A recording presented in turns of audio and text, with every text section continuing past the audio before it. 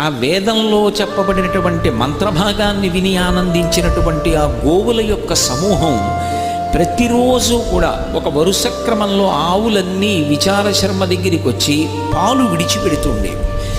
ఆవు పాలు నిష్కారణంగా పోవడం ఎందుకు అని ఈ పిల్లవాడు కొన్ని కుండలు తీసుకొచ్చి అక్కడ పెడితే ఒక్కొక్క ఆవు వచ్చి దాని పొదుగు కుండ మీదకు వచ్చేటట్టుగా నిలబడి శిరమలలోంచి తమంత తాముగా పాలు స్రవించి కుండలు నింపి వెళ్ళిపోతుండేవి.